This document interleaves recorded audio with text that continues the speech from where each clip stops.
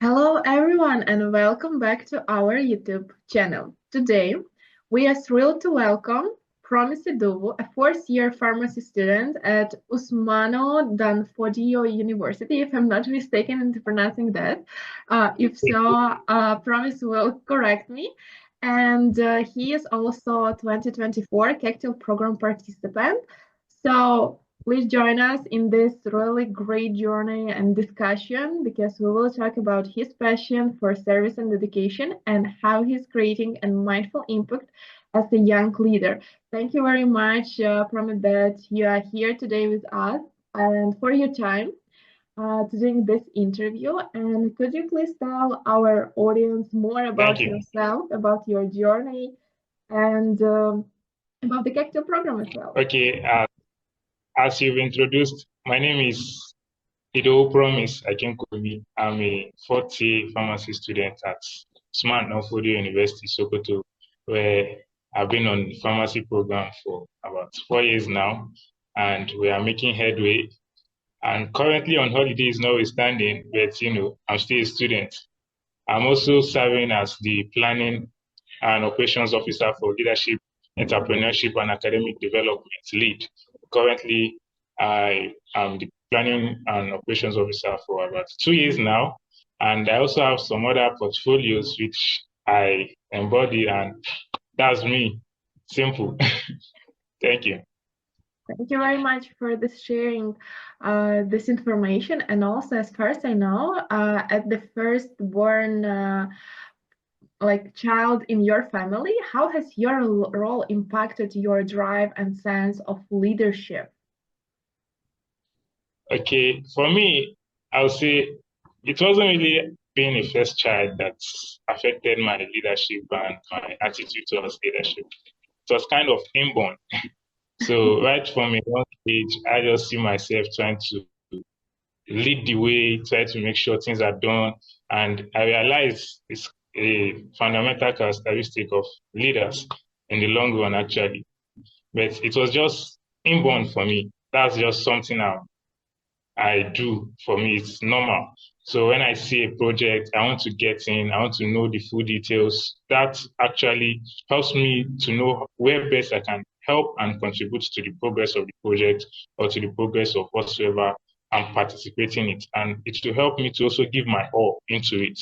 So firstborn didn't really influence my leadership commitment and attitude. But as a firstborn, I have to lead. I have to make sure I'm at the forefront, being decision making, and also give my thoughts wherever it's needed. And it has also helped me become, I'll say, serious with myself because I know there's nobody who is going to really do it if you don't do it because they are always looking up to you to make the move, and that's it. Thank you.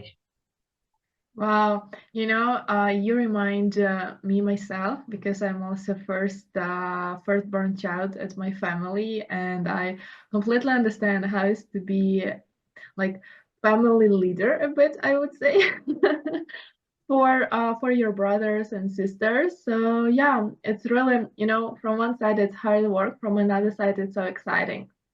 And another question I have to you, why did you choose pharmacy as your field of study, and what excites you most about this profession? Okay. Actually, I didn't really initially wanted to study pharmacy, but I made the decision when I was in secondary school after some pharmacists came to my school and oriented us on the profession, the benefits, the qualifications required, and also what is needed, the rigorousness of the course. Yeah.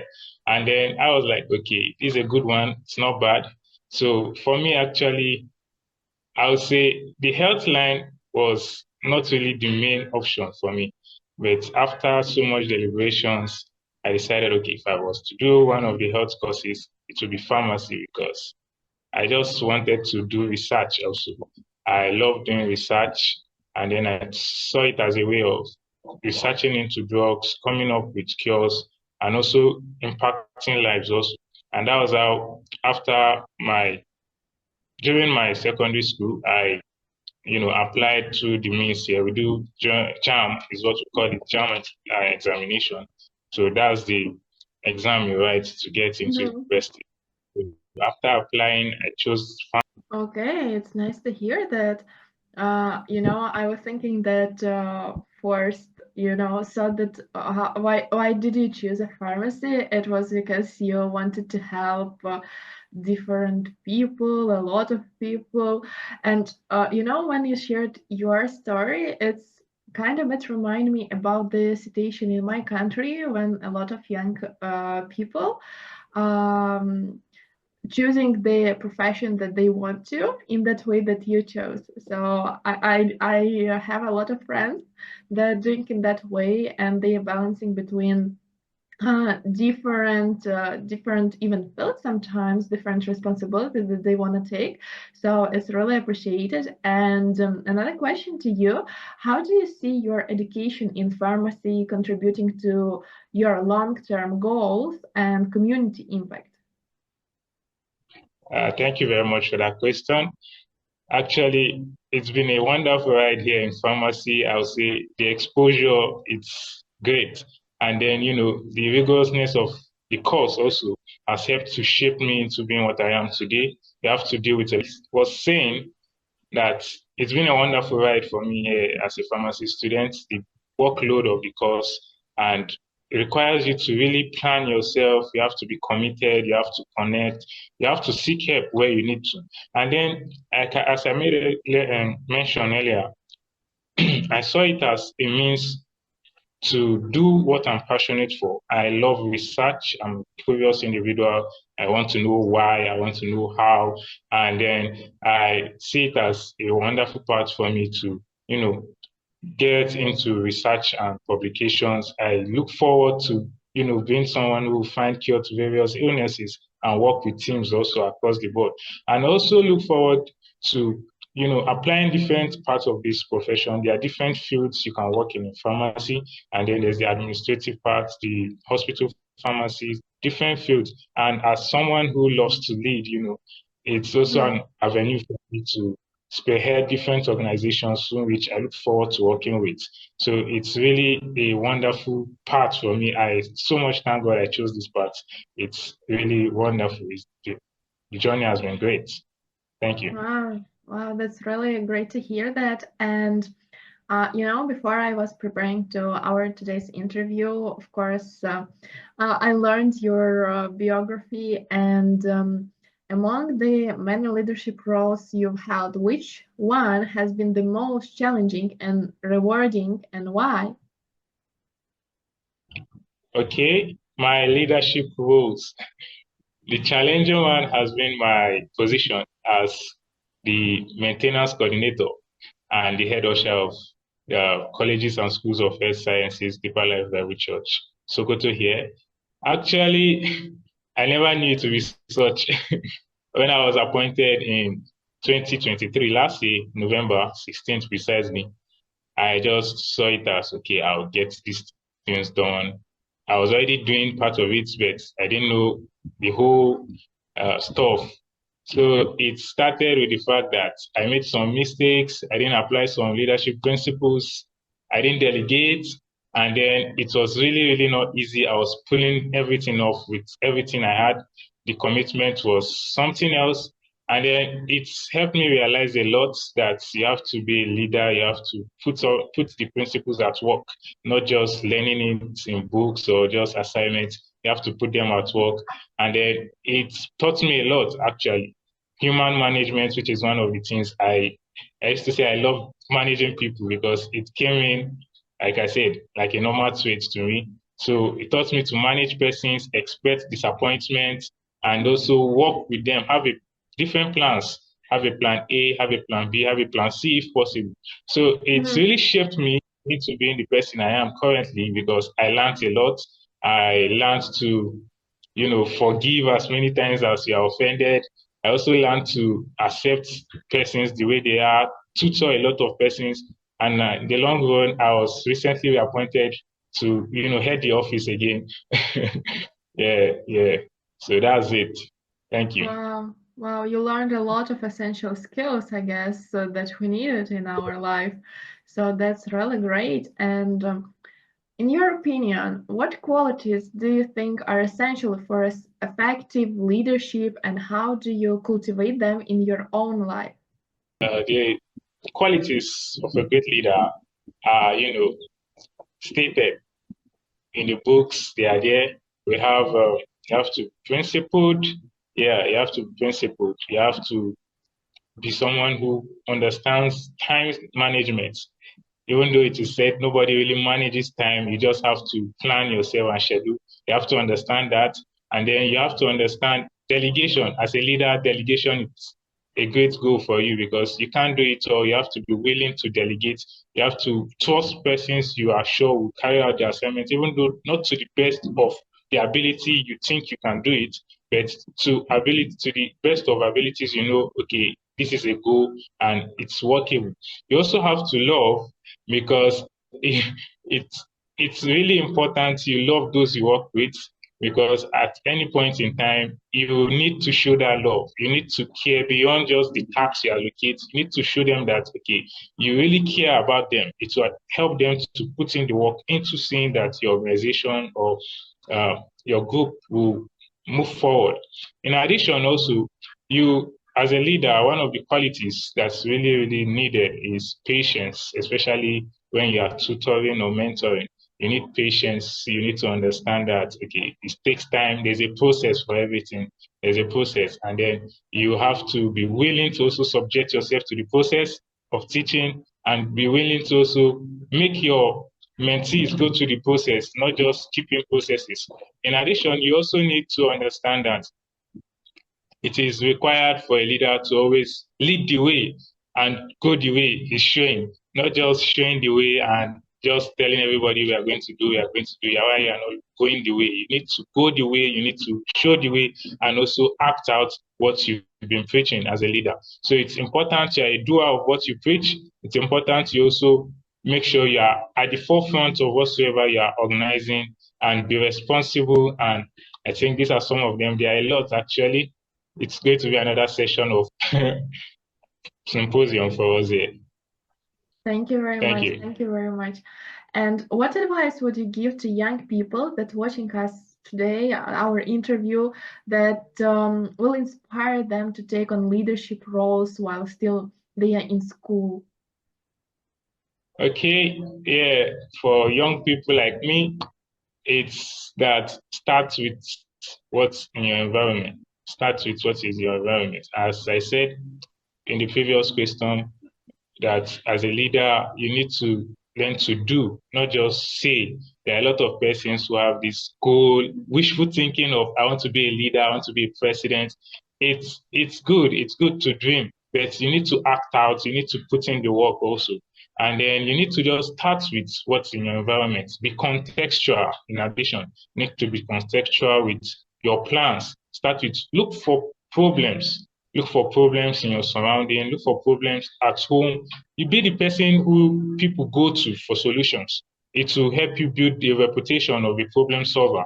And also, you have to be willing to volunteer, be willing to give it for free. It's not pertinent that you are just looking for pay for your services. You need to be willing to volunteer as a young person. It helps you to build rapport, relationship, and also help people to see that you are not just interested in the money, but you are passionate about it. As a young person also, you need to be willing to learn from people younger, learn from people who are older, learn from your mates, be willing to tolerate a lot. First thing you are start with your environment, be contextual. You need to learn that there's always something you can do. Yeah, there's always something you can do. There's always something you can bring to the table to bring solutions to the problems in your environment. In addition, also, as a young person who is starting out, you need to understand that you have to prioritize your time. Yes, there's a lot of distractions as a young person, social media, friends. You need to accept your journey the way it is. Your path is different.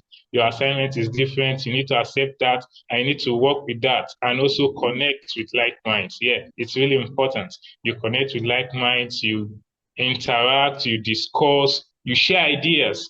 With that, you realize that a lot can come through that. By sharing ideas, you bring in your solutions, you discuss it, you realize that there's a lot of persons who are also thinking like you and are willing to see that these ideas come to fruition and manifest as products, as services. And in the long run, the connection just keeps building. As the connection keeps building, you realize that you keep growing, and then different kind of persons, you become somebody who is sought after in the long run, and then your dreams chase you. Yeah, that's it. Thank you very much. You're speaking like really great leader. The word that you shared even inspired me to take more actions that even I'm doing right now. So thank you very much for sharing that. And I would like to move to another part of our discussion, this Kectil program, because you're a participant of the 2024 cohort of this leadership program. And our first question to you, what inspired you to apply for the Kectil program, and what were your expectations before joining? Okay, thank you very much. What actually inspired me was a mentor shared the link with me and encouraged me to join. So that's one of the things. When you have mentors who are also passionate about your groups, they'll share materials and share things that will help you. So my mentor, who we've known for about 6 years now, so he shared the link with me and encouraged me to apply. So I was like, okay, as a mentee, I take things from him very serious. I don't joke with them. So I applied, I went to the website, I saw that, okay, this is what is involved. And I thought, okay, it's an avenue for me to go. So I made up my applications, edited them, read them, and also proofread them also. And I applied. And then I waited. I also looked out for alumni of this program so that they could put me through on my application and what to expect also. I reached out to one of them, Aminu. Yes, and he was like, yeah, he was an alumni, and that the program is a good one for leaders, anticipating leaders and young people. I should give it a good shot. So, and then I applied. And then while waiting, that was like last year, by this time, I received some mails and the fact that you've been accepted. And then I was shown to what was involved, the onboarding, and that it was a 1-year program. I was like, a 1-year program, not bad. I hadn't really taken a 1-year program course rather, before now. So I was like, we'll get to it. The experience will be great. So for me, my expectations were that I will meet new persons, I will learn a lot, and then leadership, you keep learning because humans keep evolving with time. With time, humans keep evolving. The approach to things keep changing, and then you can't afford to be outdated. That's one thing as a leader you can't afford, because you are someone who shows the way, who goes the way. Being outdated is going to be really bad for you because you're making decisions from a standpoint of ignorance. So you need to keep being updated. So that was it for me. I wanted to keep being updated. I wanted to meet persons. I wanted to network, and the course and program proved to be great blessing. And that was how I was able to meet new friends. I was able to learn. I was able to, realize that there's a lot more to leadership, and I'm willing to pay the sacrifices to learn them. Thank you. Wow. And can you please share one of the best for you a standout moment or a lesson from the Kectil program that has had a lasting impact on you? Okay. One of the assignments we were given that really got to me was the good governance and also the environment. Yes, environmental challenges, the good governance. I realized that there's a lot that has to be done as individuals. There's a lot we need to do, especially with the fact that the government is representative of what the people are, because it's who the people put in government that will eventually rule them.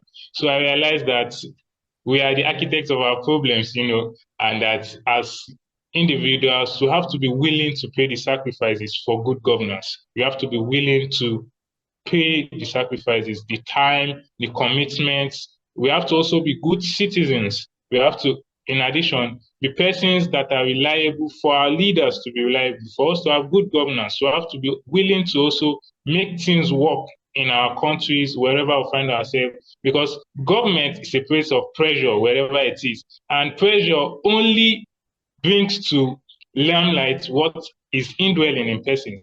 So if as a person you are not honest, when you get to governance, even if you've not stolen before, you've not engaged in any form of corruption, the pressure there will bring out what is in you. So good governance was one of the assignments that really got to me, and I realized that the people really are the persons who make up, we are the architects of our problems, and the government is a reflection of the people.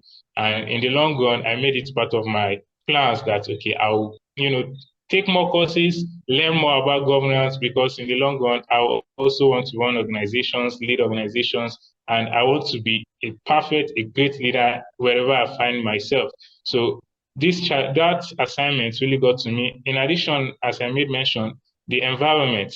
Yes, I realized that as individuals, we also have what we can do to help preserve the environment we have.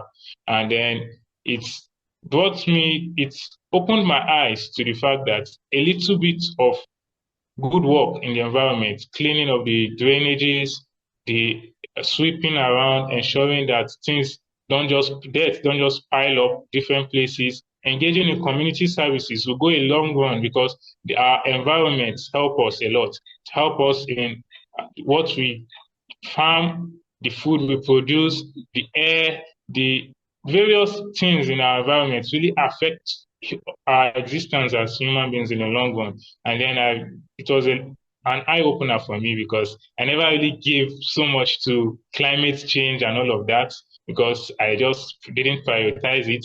But that assignment was an eye opener for me. Thank you. Wow, you already answered for some of the questions as well that I was going to ask you, but that's really nice. And thank you very much for sharing your experience studying at the Kectil program and the assignment, one of the favorite your assignment. And it just reminded me of a few years ago when I was studying at this program, and I remember all the assignments that I learned at the time. And I cannot say for sure one of the favorite assignment that I had, because I guess I had some of them, like few assignments that I really enjoyed to learn. Of course, all of them were essentials, but yeah, one of my favorite, I guess, it was about finance and budgeting, because I guess it was one of the challenging thing for me at the time. And I'm just such person that really enjoy to take challenges and to show, all of my skills and work that I learned, and even get some new lessons and skills that I can get from different challenges. So thank you very much for sharing your story and sharing your thoughts about that. And how do you plan to use the lessons from the Kectil program to inspire others and drive mindful changes, or to do some impactful things into your own community? So it's really one of the things you have to have in plan when you are also applying to various programs, because they want to know how you are going to pay this forward. Yes. So as my position as the planning and operations officer of LEAD, I've been able to, we have various programs we organize different times, year in, year out, where we orient persons on the importance of leadership, entrepreneurship, prioritizing education. It's really important that to make young persons understand that in as much there are various vocations you can get into, you need to prioritize the things that will hold water in the long run. Because there are different professions, some want to be comedians, some want to engage in different kind of skit making. It's good, it's not bad, but in the long and you need to be a leader there. You need to put on your leadership shoes where it's required. You need to be entrepreneurial in that aspect. You need development in various places. And then we've been doing this for about 3 years now. And then I don't plan to relent. These are some of the things I plan to continue doing. And also, recently, I was also part of a group of persons who oriented teenage girls on the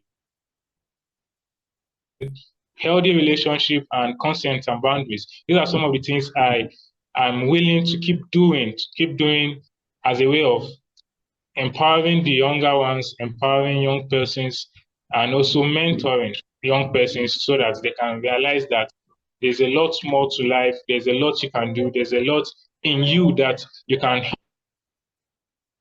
change, the change you need, the change you are professing, the change you are praying for. There's a lot you can do in making sure that change comes about. In addition, also, I also mentor different persons, to help them. I'm a mentee, but as a mentor also, I mentor different persons just to see that I am able to tutor them through life, through leadership, through academics, so that they can be what they want to be. They can be best of themselves. They can also connect to various opportunities. They can also get their hands on meaningful jobs that they want, and also advance in their careers professionally as students. Mentorship goes a long way, and it's been great throughout. It's been great. It's been great. And I don't plan to relent on doing such things. I keep doing them. I also keep engaging in community services.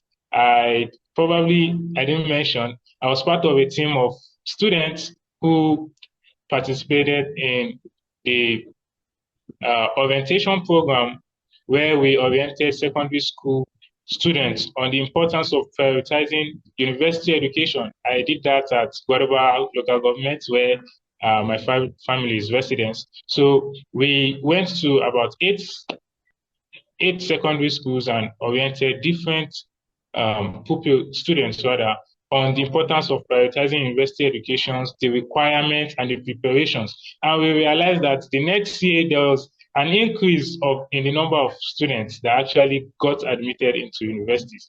And because of that and my commitment, I was appointed to serve in the academic committee of Guadaba Usman Nofodius University Students Association. So these are the things I do. These are the things I'm committed to keep doing. I also engage in various community services, outreaches. I've participated in outreaches organized by the Christian Medical and Dental Association of Nigerian Students. We reached out to about 257 women and children, dispensed drugs. I was part of the pharmacy team there. We dispensed drugs, counseled them on the use and the interactions. And also I engaged in the outreach organized by the National Fellowship of Christian Pharmacy Students, in which I'm the General Secretary now. But the outreach was earlier this year. We went to a secondary school and screened some of these teachers, about 60 teachers, with physical examinations and lab screenings, just as a way of giving back to our community. And also we have plans for the next coming year where we'll be doing various projects in the school here and outside the school, just as a way of showing our commitment to the progress of our society. So these are the things we do, and I'm committed to continuing to do them. Thank you. Wow, you're doing a lot of things. Like you're so young and doing a lot of great things for your community, for your future, for future of your friends and other young people you also mentor already. So that's really exciting. And maybe I have a bit controversial question right now for you, but for me it's really interesting. How do you define success for yourself, and what steps are you taking to achieve your vision of success?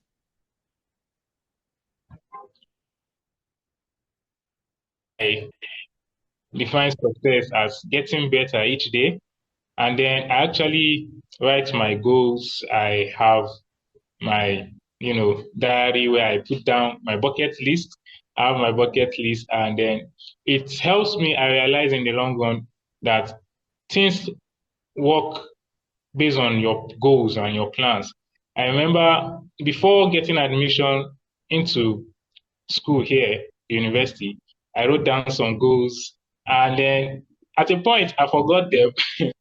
At a point I forgot them, but I just realized that some of the things I wrote, I actually did them, even though I forgot about them.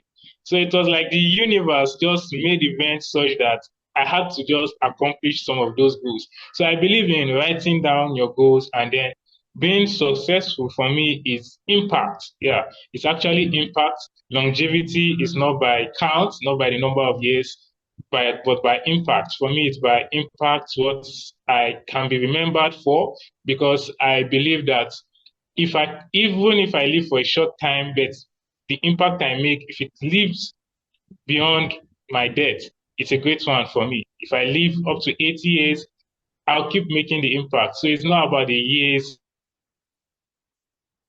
number of time you have on earth, but by the impact you're able to make, by the number of persons who were impacted through your life. So success for me is being able to bring the change I have in mind, the change I've been praying for, the change I want in my society, bring it into manifestation, and also be somebody who is innovative, invent a lot of things. I love engineering. I also look forward to partnering with various persons. I have a lot of bucket lists, I want to accomplish them. So being successful for me is being able to be better than myself each day. Each day, I look forward to learning something, making sure I am better than my yesterday, because I believe in the long run, I build and build and build, I'll get to the top. And the zenith is really where I look forward to being. So that's success for me, making impact and being better each day. Wow, you're first person that defines success in such way, and it's really, it's really impressive for me the way that you're thinking, and you're an authentic leader for sure if you define success in such way. And you're doing a lot of things at the same time. You're also studying. And what keeps you motivated to take on challenges and continuous grow in your leadership journey, and also to realize, to do all of your goals come true? Okay, thank you very much for such question. What keeps me motivated is the fact that, I believe I had actually sat down at a point in my life and I was like, what's the worst that can happen? The worst is I'll die. That's the worst Wow. that can happen. So I believe if the worst that can happen is that I'll die, then what's going to stop me from pursuing what I want to be? So that's one of the drive I have. There's nothing really, there's nothing. Whether challenges are opportunities for me to learn. I see them as opportunities for me to learn and avoid making such in the long run. So challenges are something I kind of run to. I would say I run to trouble at times. So if you are with me, we are going to take a lot of risks. So challenges are part of life. I see them as opportunities to grow. I also see them as opportunities to learn new things and also seek help if I need help. And because no man is an island, you have to interact, you have to communicate. You can't know it all. So challenges are a welcome idea for me. I see challenges. There's excellence. It always has its loophole in it. So challenges will always be there. There's always a room to improve, always a room to grow. So the drive is there for me. I can't be less, is it? It is. I can't be less. I just have to keep pursuing till we get there, till we get there. I look forward to, accomplishing all what I've written and also write more. You keep writing more, you keep wanting to be more, and also in the long run, overcome a lot of challenges. So that's it for me. The worst that can happen, like I said, is that we die. And actually, it's not the opposite of failure. Death is not the opposite, because both the successful and those who are not successful eventually die. So death isn't the opposite of failure. Purposelessness is the opposite of failure for me. So I believe as a person of purpose, we keep going, and the sky is our limit. Yeah, that's it. Thank you. That's impressive. That's really impressive. I really enjoy the way that you're thinking of this life of everything. That's really a smart approach. And it's a really great conversation today, and I really enjoy all of this interview today with you. Thank you very much once more, time, for being today with me to talk for our viewers, to share your story and share your own lessons. And in the end of each interview with really great leaders, we have always one question that we would like to ask, I guess, almost everyone. And as someone who has accomplished so much as at young age, as a young leader, what message do you have for other young people who may be doubting their potential? What kind of the words you can share with them to inspire them to take really great steps for themselves, first of all, and also for their communities? Okay, to young persons out there, I'll say, keep doing what you are doing. Keep doing what you are doing and be willing to learn, relearn. Yes, relearn. Relearning is important because if you keep doing what isn't working and won't work, what the universe doesn't back, you eventually give up the ghost. You won't really accomplish much. So you have to be willing to unlearn some things. You have to be willing to relearn. You have to be willing to learn because it's important to keep yourself updated as somebody who is passionate. You can't afford to be ignorant. You can't afford to be ignorant. Keep doing, start where you are. Start where you are. It's important. Start with that volunteering opportunity. Start with that community service. Start with that little assistance you can render, be it in an hospital, be it in a school, be it in your community. Just start and you realize that the universe has a way of connecting you with like minds, connecting you with persons who will help you grow, who will help you reach the zenith. In addition, you have to be humble, you have to be humble, you have to be cool about it, let it be something you just live out as a normal life, something, be someone who is reliable, because people want people who are reliable, persons who they can run to, persons who they know in the last resort, they know that you won't disappoint them. Because once you are someone who is reliable, you realize that a lot of persons will want to have you as part of their team. A lot of persons will recommend you, knowing fully well that you are up to the task, knowing fully well that you won't disappoint them. You also have to stay humble, like I made mention. It's easier for you to just brag about a lot of things, but you have to know that we are like pencils in the hand of God, and that a lot of things happen, but once you die, it may just end there. But if you keep doing what you are doing, stay humble, you'll be able to go places. Are you good now? Yes.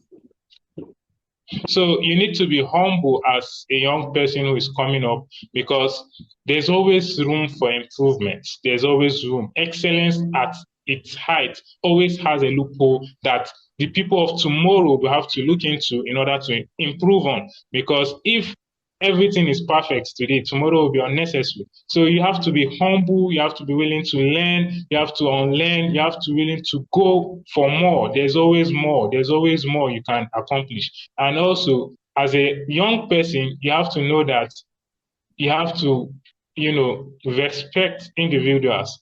A lot of elderly persons look at young people who are doing a lot of things as arrogant because of the things they do and the requirements in them. There's confidence. Confidence isn't always ignorance, but a lot of elderly people at times misinterpret it. But as a young person, you have to be wise to behave yourself when you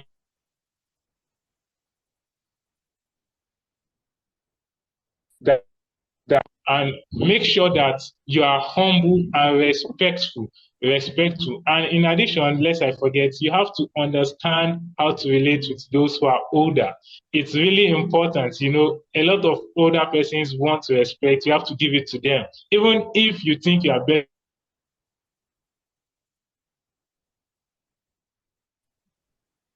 committed to serving and that you are going to really be someone who is respectful to them. So that's it for me. Thank you very much. Thank you very much for sharing your vision, your thoughts, your inspiring words, the way that you motivated us, our viewers, everyone who's watching today's video. And Promise, your story is really remarkable and a really great example of how dedication, passion, and leadership can create a lasting impact. So thank you very much for sharing your incredible journey with us today and for inspiring so many others through your work. And also, I want to thank everyone who's watching us today and who also inspired like me, thankful Promise, because his story reminds us that no matter where you come from, you have the power to make a difference. So thank you very much again for joining us, for being today with us. And also, I'm reminding for everyone who's watching us today, please don't forget to subscribe to the Kectil YouTube channel and put the like and comment below on this video. Thank you very much, and thank you, Promise, once again. Thank you very much. I appreciate it. Thanks.